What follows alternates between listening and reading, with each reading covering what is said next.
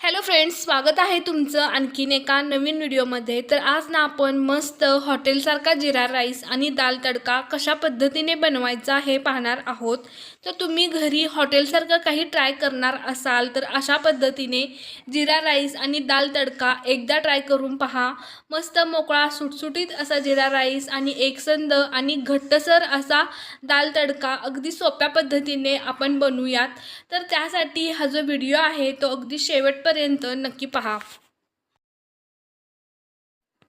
तर सुरुवातीला या इथे जिरा राईस बनवण्यासाठी मी 2 कप तांदूळ घेतलेला आहे आणि हा जो तांदूळ आहे तो लॉंग ग्रेनचा मी वापरलेला आहे। तुमच्याकडे जर लॉंग ग्रेनचा तांदूळ नसेल तर तुम्ही रेग्युलर वापरातला कोणताही तांदूळ या इथे वापरू शकता। तांदूळ शक्यतो जुना असावा आणि जुना तांदूळ हा थोडाफार तांबूस रंगावरती असतो। जर तांदूळ तांबूस रंगाचा असेल तर तो जुना तांदूळ आहे असं आपण समजू शकतो। जुन्या तांदळामुळे जो भात आहे तो अगदी मोकळा सुटसुटीत आणि मऊसूतही होतो। हा जो तांदूळ आहे तो मी 2 ते 3 वेळा स्वच्छ पाण्याने धुवून घेतलेला आहे आणि तांदूळ आपल्याला अर्धा तासांसाठी तरी भिजवून घ्यायचा आहे। तांदूळ भिजवून घेतल्याने आपला जो भात आहे तो छान मोकळा सुटसुटीत असा होतो। अर्ध्या तासानंतर मी कढईमध्ये पाणी गरम करायला ठेवलेलं होतं आणि यामध्ये कोणतेही खडे मसाले न वापरता आपल्याला फक्त तांदूळ उकडून घ्यायचा आहे। ही एक गोष्ट लक्षात ठेवायची आहे की आपला हा जो तांदूळ आहे किंवा हा जो भात आहे तो पूर्ण 100% कुक न करता फक्त 70 ते 80%च आपल्याला शिजवून घ्यायचा आहे।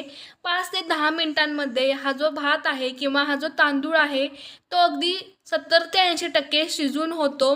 तर अशा पद्धतीच्या एका चाळणीमध्ये हा जो भात आहे तो मी काढून घेते। याचं जे टेम्परेचर आहे ते आपल्याला मेंटेन करायचं आहे किंवा थांबवायचं आहे। आपला भात ओव्हरकुक होऊ नये यासाठी आपल्याला त्या गरम पाण्यातून काढून अशा पद्धतीने तो ड्रेन करून घ्यायचा आहे, जेणेकरून आपला जो तांदूळ आहे तो 100% न शिजता अगदी 70 ते 80%च इतका शिजेल आणि त्याची जी प्रोसेस आहे ती स्टॉप होईल। आपला जो तांदूळ आहे तो थंड होत आहे तोपर्यंत या इथे मी दाल तडका बनवून घेते। तर कढईमध्ये मी 2 चमचे तेल गरम करून घेतलेलं आहे। त्यानंतर यामध्ये आपल्याला जिरे ॲड करायचे आहेत। जिरे थोडेफार जास्त ॲड करूयात। त्यानंतर एक मोठा कांदा मी असा कट करून घेतला होता, तोही आपण फ्राय करून घेऊयात। कांदा पूर्णपणे ऑप्शनल आहे। जर तुम्हाला दाल तडक्यामध्ये कांदा वापरायचा नसेल तर तुम्ही कांदा स्किप करू शकता। छान गोल्डन कलर येईपर्यंत कांदा आपल्याला फ्राय करून घ्यायचा आहे।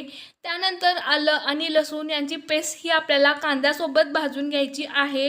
जर तुम्हाला रेस्टॉरंटसारखा चवीचा दाल तडका बनवायचा असेल तर यामध्ये काश्मीरी लाल तिखट, थोडीफार हळद, गरम मसाला, धने पावडर ॲड करून शिजवलेली डाळ यामध्ये ॲड करायची।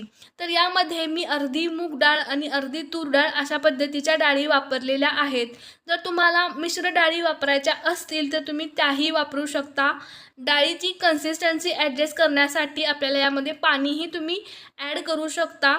चवीनुसार मीठ ॲड करून मी दाल तडक्याची जी कन्सिस्टन्सी आहे जी मला जशी हवी आहे तशी मी ॲडजस्ट करून घेतलेली आहे। खूप जास्त घट्टही नाही आणि खूप जास्त पातळही नाही, अशा पद्धतीने झाकण लावून मी एक उकळी काढून घेतलेली आहे। त्यानंतर आपण एक तडका तयार करूयात। तर त्या तडक्यामध्ये जिरे, धने पावडर आणि थोडाफार गरम मसाला मी ॲड केला। 5 ते 6 कढीपत्त्याची पाने आणि भरपूर सारा लसूण मी अशा पद्धतीने कट करून घेतलेला आहे। लसूण पूर्णपणे क्रिस्पी आपल्याला करून घ्यायचा आहे, जेणेकरून आपल्या दाल तडक्याला एकदम खमंग असा तडका बसेल। कढीपत्ता आणि लसूण पूर्ण छान असा क्रिस्पी झाला की असा तडका आपल्याला या दाल तडक्यावरती द्यायचा आहे। एक गोष्ट लक्षात ठेवायची, तडका तयार करताना आपल्याला तूप किंवा बटरच वापरायचं आहे।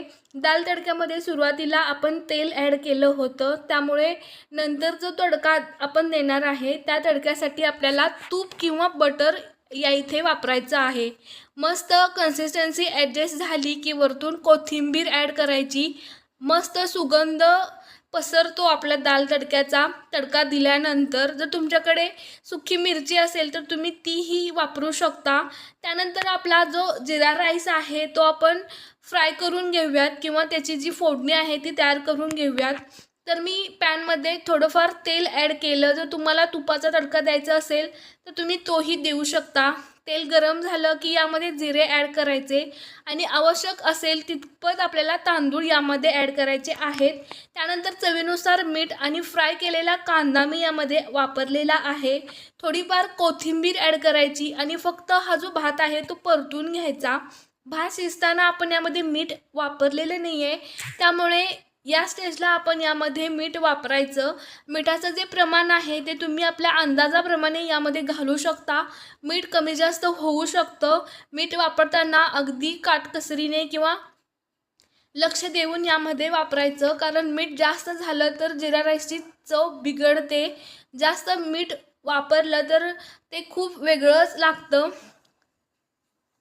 रेस्टॉरंटच्या चवीचा जिरा राईस, मस्त दाल तडका आपण घरी अगदी साध्या सोप्या पद्धतीने बनवू शकतो.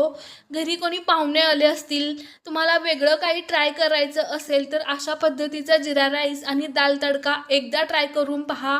भन्नाट अशा चवीचा दाल तडका आणि जिरा राईस तयार होतो. तर अशा पद्धतीने तुम्ही मुलांनाही देऊ शकता. संध्याकाळच्या जेवणामध्ये काही लाईट वेट तुम्हाला खायचं असेल तर तुम्ही अशा पद्धतीचा जिरा राईस एकदा ट्राय करून पहा. व्हिडिओ पाहिल्याबद्दल धन्यवाद.